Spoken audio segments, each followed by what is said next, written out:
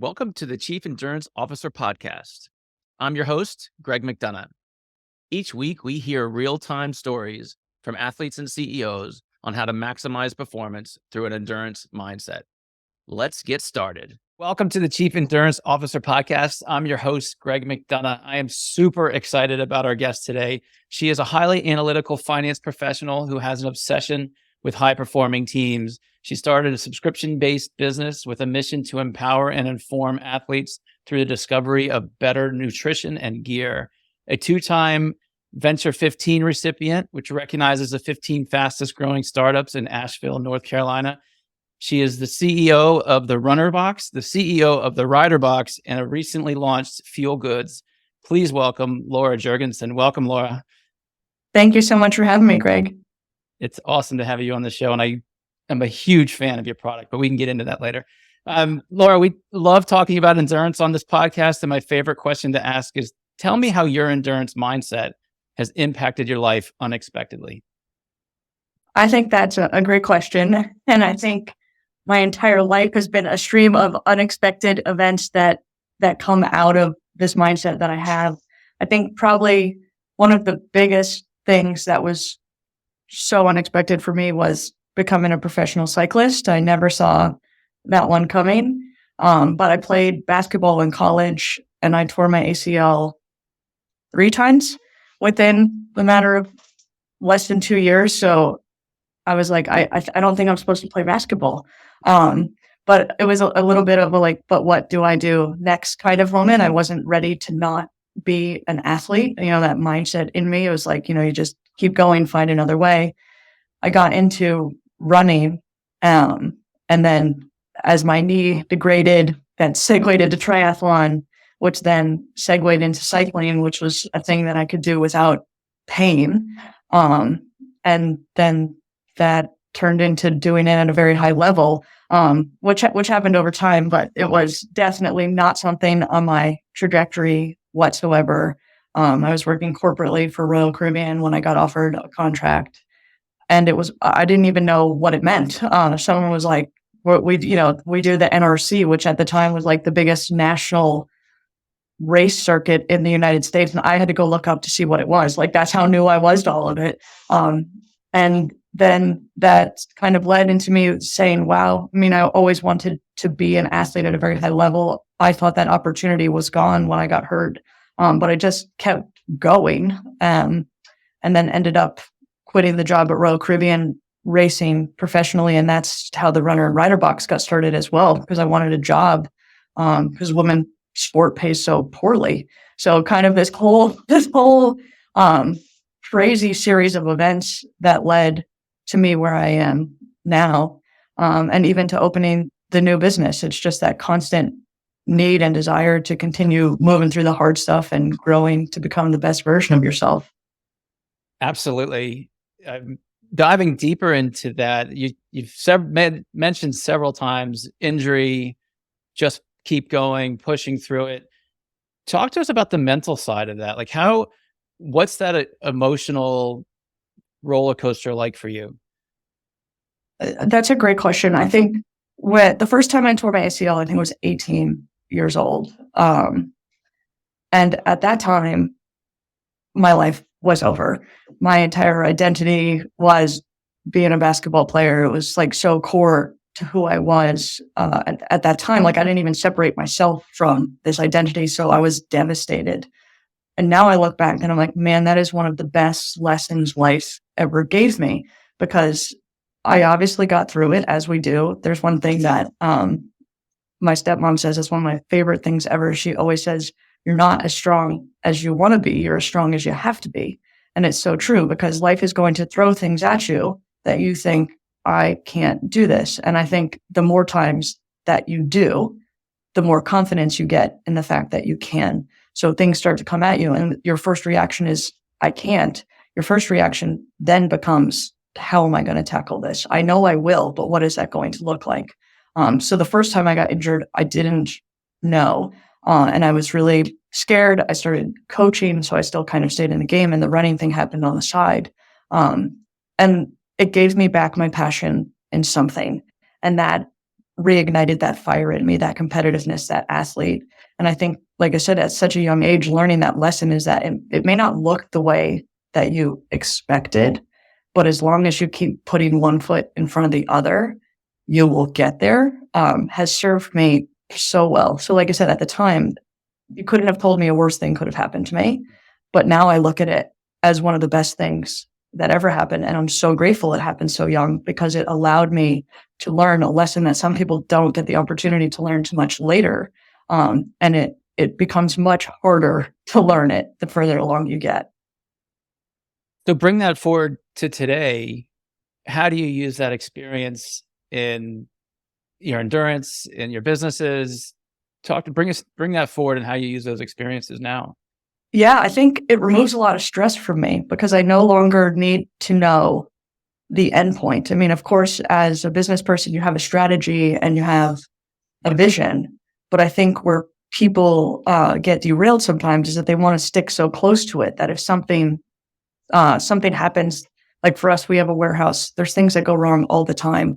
I think some people see that as, oh my gosh, what do we do now? And they just keep plugging away, try to fix that one thing instead of trying to find a different solution that in the end may be better. So I think how I use that now is that, first of all, I get a lot less stressed because I don't like hold myself to it has to look a certain way. The minutia detail I have, the end vision generally turns out, as good or better, but like the steps along the way, I'm very flexible into what that needs to look like. So we're open to change. We pivot more quickly. And I think we think out of the box more quickly than maybe some other people because we don't get stuck in it has to be this certain way to get to the end. And that goes back to the mindset, right? It's not about how you get to the finish line. It's just that you get there. So we mentioned earlier about your obsession with high performance teams, and now you're talking about a culture that you've brought into your business. How have you relayed that culture, taught that culture to your team? Yeah, great question. I'd say one of the things that I find most fortunate about what we do is that when we started the Runner and Rider Box, it was far before remote work was an option like it is today. When I quit my job, I needed to do something that I could do mobily because we were traveling and racing a lot. And I saw this as such an amazing opportunity for me to do both. And as we started to hire people, we hired people that were doing the same thing. I'd say across the men and women's peloton, there's some really amazingly smart people that at that time weren't really getting to shine with the intellectual side or the business side because they were being pigeonholed into, if you can't be at this desk from 9 to 5, Monday through Friday, you can't work here. So we were able to pick up a lot of those people. So as we hired people at the beginning, everyone who worked for us was some level of professional athlete that was doing it on the side. So that culture was already embedded in all those people inherently by the life choices they were making, right, to do this thing. So it was very easy for us to build that culture because that mindset was in everyone that we hired. And now I think it would be hard to come work here if you didn't have that mindset. And even if there's like a piece of that in you, everyone around you is going to bring that out in you. So we really look to bring people on that. It's not about like being a professional athlete. That's definitely not what I'm saying. It's just about having that desire inherently to want to become the best version of yourself in whatever you're doing. People like that will thrive here because that's one of the most proudest things I think that I could say is who we've been able to bring on this journey are people that really strive for that. I think it's becoming somewhat harder and harder to find people that are really pushing the limits of themselves. And we really have been able to do that. And I think it's because we built it so early with the type of people that we were bringing on board. That's amazing. Where my mind was going when you were describing that was going back to our first question around the endurance mindset. And I would love to hear your thoughts on how you just touched on it a little bit, but I'd love to go a little bit deeper on how that mindset lives within your organization. Yeah, I think that everyone here, they're just doers. They're like, get it done type of people. And I think in all of our heads, it's not an option for it not to happen. Like I said, I think we've all come from like a very high level of whatever it is we do. And I think when you've done it for so long that like, no matter what happens, whether I have to walk, crawl, carry my mic, whatever, I'm getting across the finish line. When you've been doing that so long in sport or, whatever modality you may do that in, that translates over. So when we come to our desks, like if we have a project in front of us, I don't think that any of us ever have the thought, this isn't going to get done. And even, I've worked other places and that is not normal. There is generally, like some places I work, as soon as you're, given a task, like, your team is set off to do something, sometimes the energy, the first thing is it can't be done. And that happens a lot. And so rather than saying, okay, we've never done this before, or I've never tackled this, it's just instantly, how are we going to do this? And so it's a more of an energy of curiosity and creativity than it is of negativity, and pessimism. Like pessimism doesn't live here. Things may be hard, but we embrace that because I think everyone here uses there's something, I think as an endurance athlete or someone with an endurance mindset, there's a shift in your brain that discomfort is not bad. Some people live in a world where if I'm uncomfortable or if I'm facing discomfort, that's bad. And I think a lot of people view it that way. And they're like, that means bad, that means stop. Whereas endurance athletes, I think that switch has flipped in our brain where now we view discomfort as growth or something good, right? And I think when you can have people in a room that are comfortable being uncomfortable, which is kind of the definition of endurance sport, the whole game changes.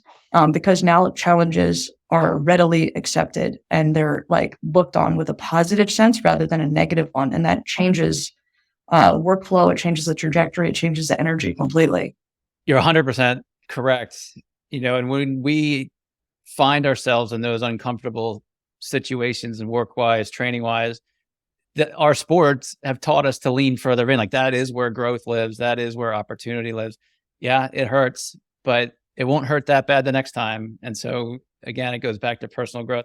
There's a gentleman that I follow, this guy, Jack Daly, he's a sales coach, and he talks a lot about how most companies are not run as well as professional teams. And if you think about how much practice an athlete goes through, a team goes through before it comes to game time, compared to a business, it's night and day, right? Many businesses don't practice before they're ready for production. I would love your thoughts and comments on that, like how you run your team. Or do you have practices within or scrimmages within your teams? Can you give us a little bit of insight there? Sure. Yeah. I mean, I think we don't so much have practices, perhaps, as much as unless we're all just viewing everything as practice, probably. Because now that I'm saying it out loud, because we're constantly tackling things we've never done before or taking on new ideas, new projects, that I think what happens or what I've seen happen is that in work, people gravitate to what they're already good at. I know this tool, I know this function, I know this system, so I'll keep doing that thing. Which I'm not suggesting that's good or bad. I mean, that part of mastery is repeating the same thing over and over again, right? So I'm not against that. But I think there's also something to expanding your skill sets. So I think we're everyone here is constantly practicing that, trying new tools, testing out new things. I think strategically we all sit down and say, the question that I ask myself often, and this did not come from me, I'm trying to remember who said this, but it was who do I need to be in 5 years to achieve what I want to achieve, right? So if you sit down and ask yourself that question, who does that person need to be? Do I need to be great at finance? Do I need to be great at marketing? I mean, you could fill in the blank with anything you want. And if you ask yourself that question and then you work backwards towards that, right? I would have to be a great leader. I would have to be this. Well, what skills would I need to be working on today in this moment to get there? And I think when I think of our teams practicing, we all go through that exercise, right? And it's what skills do each of us need to be adding? Or maybe it's not a new skill. Maybe it's just honing in on something we already do. But I think we all come with a sense of practice and getting better. When I think of practice, I think of getting better, right? And I think all of us come to our desks every day and say, how do I become the best person I can be today? And I think none of us leave satisfied unless we feel like we squeezed the juice out of the day, right? So in that sense, it's definitely a continual pattern of practicing and getting better. I could really appreciate that 5-year visioning of yourself, your business, and then walking back. What do I need to have in 3 years? What do I need to have in 2 years? How about tomorrow? And really identifying where your personal and business gaps are. It's a great strategy. Laura, I'm going to shift subjects on you a little bit and talk more on the entrepreneurial journey. What surprises have come your way? Man, I'm trying to think of so many. I mean, there's so many things I did not know getting into this. Certainly, so we ship out physical product. The warehousing and delivery world has been a big learning curve. I think for us, certainly Amazon has changed the world of shipping. Everything in people's minds, the reality is that everything comes free right away. And in the reality of when my invoice comes from UPS, that's not the way it is. So I think one of the biggest surprises is just how to handle changes in the economic environment. Like right now, we're going through a very hard economic time. And it always comes unbeknownst to us. I mean, COVID, that was one of the biggest changes for all of us. I think anyone running a business, that certainly knocked all our socks off, right? What our world was one day was not what the world was the next day. And it's just been things like that, things that have come out of nowhere, where all of a sudden your business totally shifts and changes. There have been some mountains to climb for sure. And it goes back to the endurance mindset. And when those things hit, because of your endurance mindset, you're able to tackle them or view them with less stress, less panic. Any other tools that you've used, or groups or masterminds, or as a business owner, there's always a sort of an advisory group around you that helps you also manage through many of these. Are you a part of any of those types of groups or tools? We put together an amazing advisory board for Fuel Goods, the new business. And, maybe I can parlay that in here, because with the runner and rider box, I think this was a change in dynamic. With the runner and rider box, we pick out every item that goes in that box. So we say, we've been, scouring the endurance landscape. Everything in here is awesome. We want you to try it. A big shift that's happened is that people have become far more customized in everything. Technology has changed. Everything's individualized. So that model for us was getting outdated. There's some people that still love that, and we think that's great. But a lot of people are like, we need these certain nutrition things. We've got all these dietary restrictions. We have this, we have that. So rather than just being like, this business is no good anymore, which, gosh, there was at one point 10 running subscription boxes, and I think there's only maybe 2 left. I mean, almost all of them have gone out of business. It's a hard space. But rather than looking at that and be like, this is a hard space, we've been like, how can we make it better? We're launching a whole new business, totally sport agnostic, totally customizable. So very tech enabled, so that will be real-time recommendations in the long term, where you can go on there and say, I bike, I hike, I do this, I do it for this long.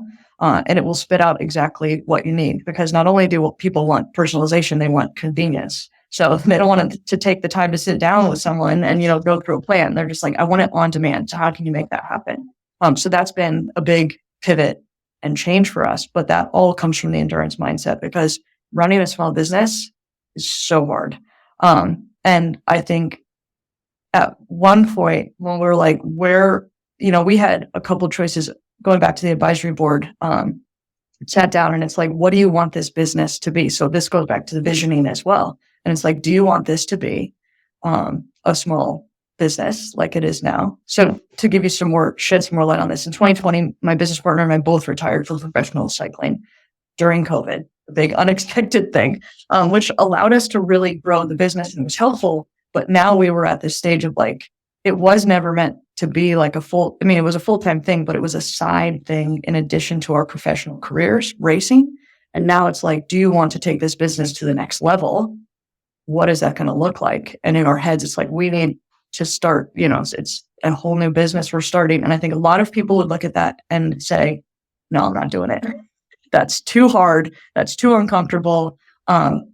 Because entrepreneurship is hard. Runner and Rider Box has, it's on its own legs. It's doing great, but it wasn't easy to get it there. And to think about re-envisioning ourselves and starting over from scratch, most people would say, no, I'm not doing that. I'm going to ride this thing out as long as I can, and it will stay here, right where it is. Whereas that endurance mindset of always wanting to be better, it was like, if we want to get better, if we want to get through the plateau of the business, we need to go all in on something else. And that is scary. And there's time, we really thought hard about that because I'm like, man, do I really want to get down in the trenches and get, I don't know, like when one of my training partners started training, it was like, when we had a really hard day, it's like, you got to get grimy. And that's like where you really have to dig. And I'm like, man, we're going to have to get grimy if we're going to want to do it, if we do this. And, for me, it didn't take me more than a couple seconds to be like, yeah, we're doing it. Because it's part of the growth, right? Being stagnant, I think, is one of the most horrible things in the world for me. I just find myself in a state of total disalignment. I'm like, I know I have more in me. And that's always for me. It's like, if I think I can give more, I have to give it. Take us back to the light bulb moment when Fuel Goods was born as an idea. Tell that story. Yeah. So when my business partner Courtney and I, we both retired, and 2020, I'll give you kind of a timeline, I'll make it short, but 2020, we really thought we'd be back racing. At the beginning, we didn't realize this was really going to be it. So we were kind of doing the line. 2021, we really did a lot of work on the business. And then we were like, where do we go? So we started internally thinking of what's the next step. And the logical next step for us would be for users of the runner box, say they get 10 items in a box, to be able to go buy more of those items from us or one of our partners. So that we can monetize that. Because right now we send people a box, they get the products. If they want more of it, they would have to go to the individual vendors, which one from a customer, that's arduous and annoying to have to go many different places. And for us as a business, it's like, we're not monetizing any of that. We stayed at host houses a lot racing, and a lot of them got the boxes to support us. And every year when we went back, their cabinets were full of all runner box or rider box items because they fell in love with a lot of the products. And they've been purchasing some ever since. And meanwhile, we're not getting anything from that. So we knew that was the very logical next step, was being able to monetize that repurchase for our subscribers. So I think the next question is, do you build it? Do you buy it? Do you partner? And when we started looking at first we just thought, we'll partner with someone to do this. That seems to be easy and seamless for everyone. When we started looking, there wasn't really a place to do it.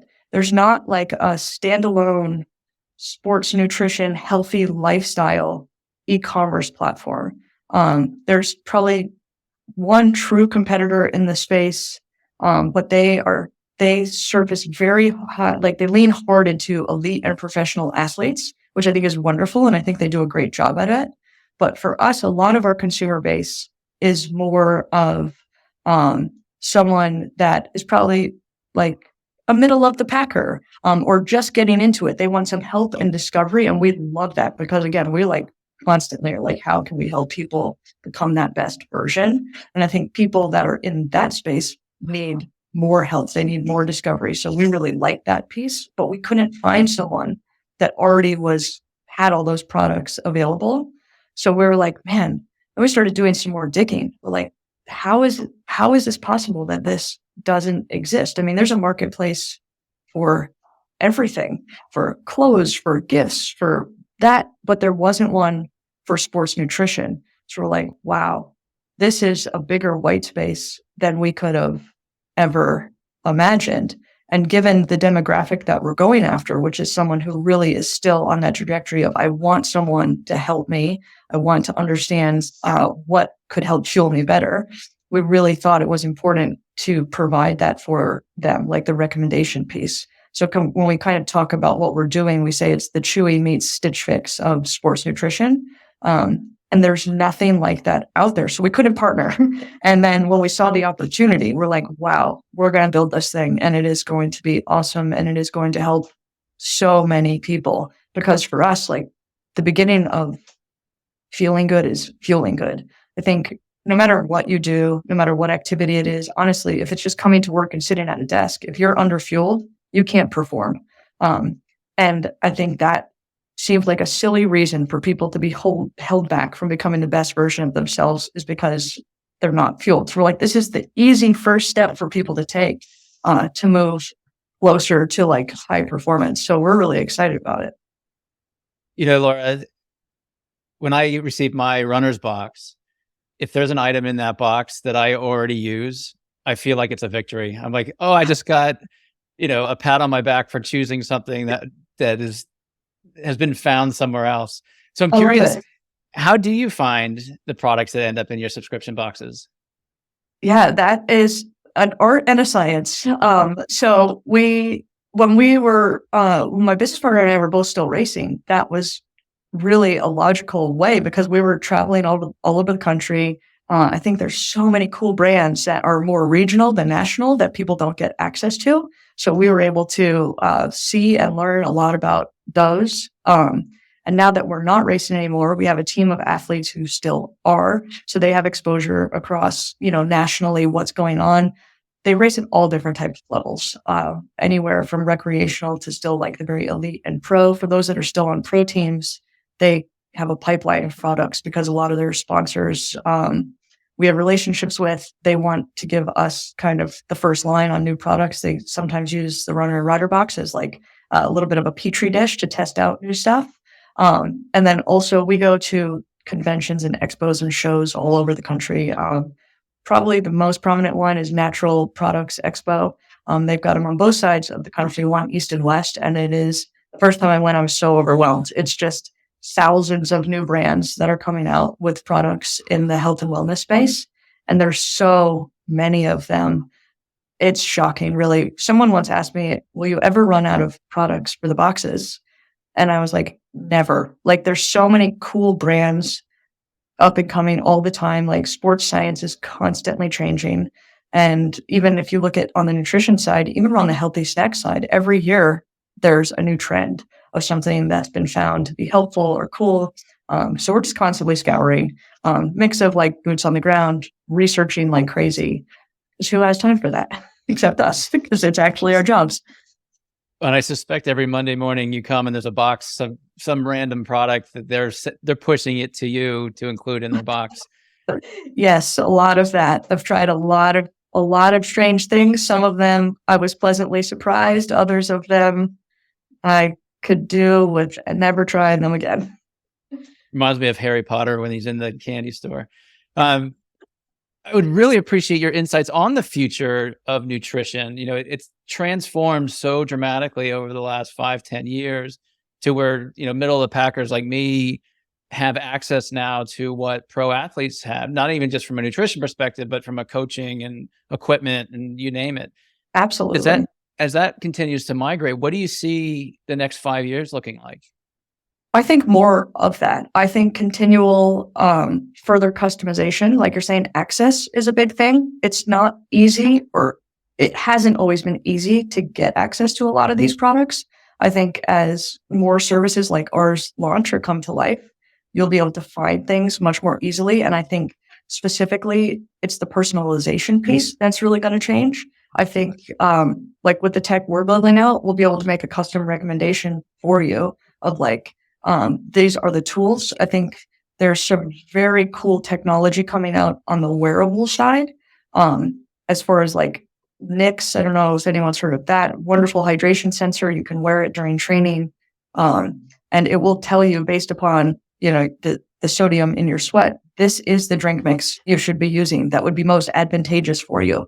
So it's technology like that it's just going to give us so much more information on the personalization piece. Because I think there's one thing that will always hold true is that there's tons of wonderful brands, but it may not have the same impact on me as it does on you. So I think that technology, like before you had to be racing at the professional level to get a personalized recommendation from a nutritionist, do all these lactate tests and this and that, and they can be like, this is what you should be using. Whereas I think that level of personalization is just going to come down further for all of us. And we can just get tighter on what specifically works for us based on hard data.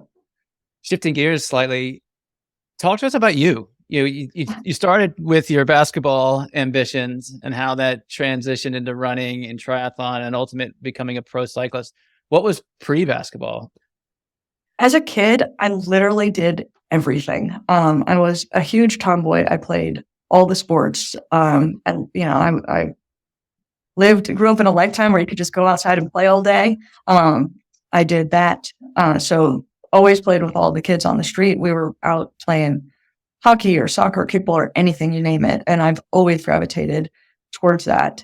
I started playing Little League when I was, oh my gosh, I wouldn't even be able to tell you, probably 8. I was the only girl on the team and I was the pitcher. And if you ask my dad, it's still like one of his favorite stories, because the boys would go cry when I would strike them out.